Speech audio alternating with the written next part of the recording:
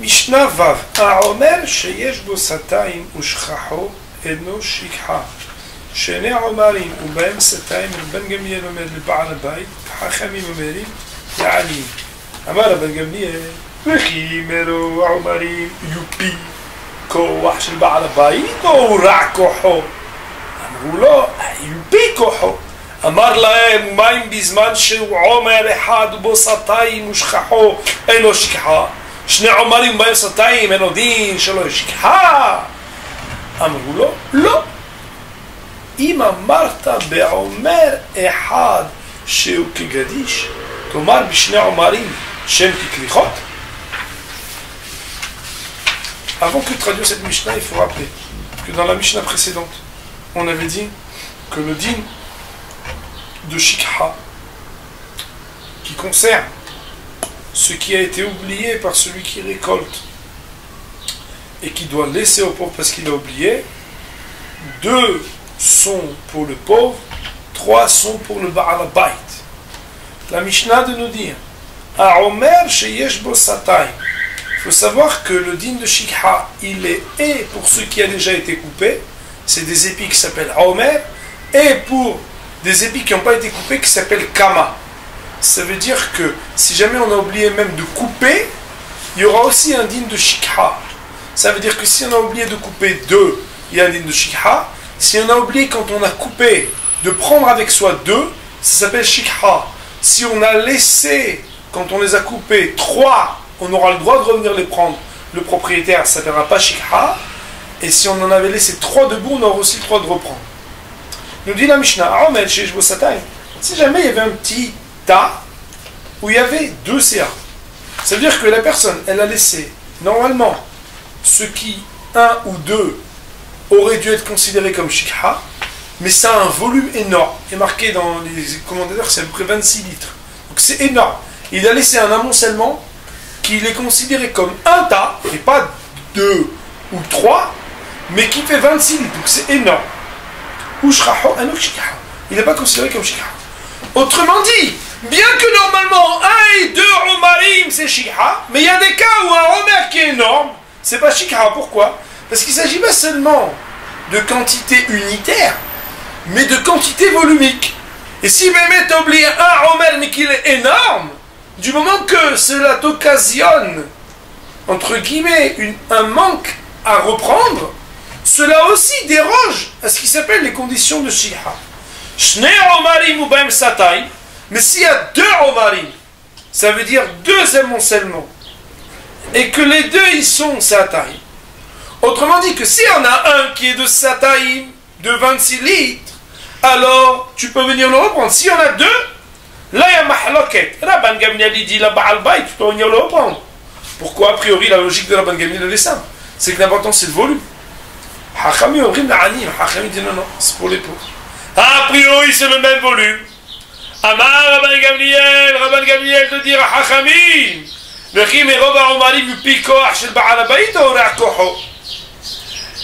Voilà que ce qu'on a pu apprendre de la pluralité des tas.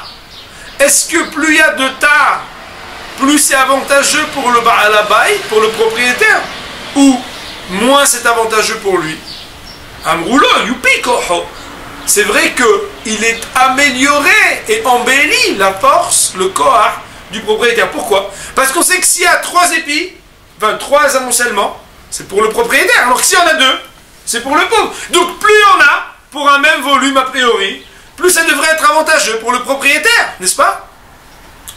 Alors quoi? Ils sont en train donc de dire, Rabban Gamliel dit Hachamim, si un tas de 26 litres, il est tellement volumineux que le Ba'al Bayt peut revenir le prendre.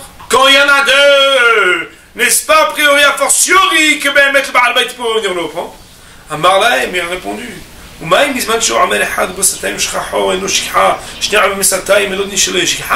Si, donc, il n'a pas encore répondu, c'est comme ça l'énoncé.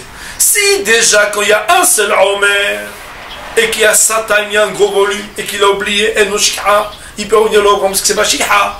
Shne Omarim, dans un cas où il y a 2, c'est-à-dire une pluralité Omarim, et le volume est le même que quand il y en avait un.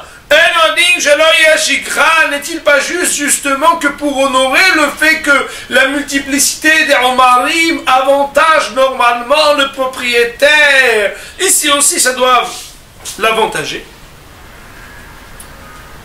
Amroula, Hachamim m'ont répondu, non. Cette règle n'est pas juste. Pourquoi? Imamarta be'omer ehad sheoke gadish. Car si jamais on peut voir dans un volume extrême que, entre guillemets, un tas extrêmement volumineux ne ferait plus partie des lois de PA parce qu'il est considéré comme une botte, Tomar bishne omarim shem kekrichot. Tu ne pourrais pas apprendre de cela qu'il en serait de même quand il y a deux tas, puisque deux tas, c'est pas une botte. Une botte volumineuse, c'est une botte volumineuse. La botte, elle n'est pas considérée comme shikha, mais deux petites bottes, c'est pas des bottes, c'est des bottines. Ça veut dire c'est pas une botte de poids, c'est des petits tas. Ces deux petits tas n'ont pas la même définition pour déroger aux lois de la paix. Voyons Barthénora très rapide. Il dit Barthénora, dire ce qui a marqué dans la Torah, l'otachou les cartos, tu ne reviendras pas à le prendre. Ça veut dire quoi? Tu ne reviendras pas à le prendre. On dit que tu ne reviendras pas à le prendre, c'est quoi? C'est que un tas que tu aurais pu lever d'une seule fois, Vélasset, et le porter, auto que tu poses sur ton épaule. Yatsasé, lui donc, tu n'as pas le droit de venir le reprendre.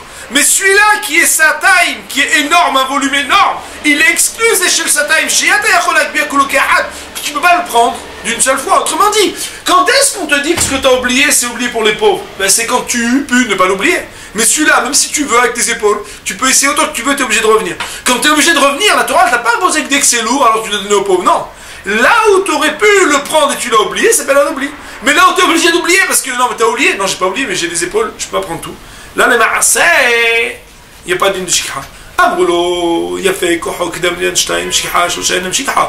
Ils ont dit, voilà que le principe est que quand il y en a deux, c'est shikha, c'est pour le pauvre. Quand il y en a trois, c'est pas shikha. Donc on voit que plus il y a de nombre de tas ou de rassemblements d'épis, alors normalement, ça revient comme des droits. On se rapproche des droits du propriétaire. Là, il m'a tu peux pas faire cette comparaison, cette analogie. Pourquoi? Parce que si tu dis quand c'est un seul tas que c'est devenu apparemment comme une botte, c'est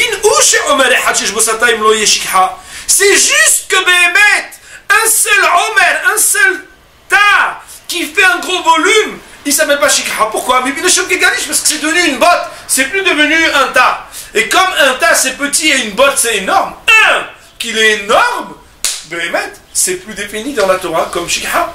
On ne peut pas parler de Shikha quand on parle de botte de foin. T'as oublié un conteneur. Mais non, c'est pas possible. C'est un conteneur. Mais quand Béhémet, Tomar Bishna Omarim, quand tu dis que quoi? Quand il y a deux tas, Shem Kemoshan Omarim Tanim, qui ressemblent à deux petits tas, ça Béhémet, Kekrichot, Kekudot Tanot. On pourrait les regarder et les assimiler encore, même si le volume global de l'addition de ces deux petits tas a l'équivalence de ce gros tas pour lequel on a dit que Béhémet, c'est pas Shikha, c'est parce que là-bas c'est une botte énorme. Mais ici, que ces deux petites bottes, chacune d'entre elles constitue même de manière additionnelle, malgré le volume énorme, ce qui reste encore attaché à l'obligation de la laisser pour la Shikha. Baruch Adonai, Amen.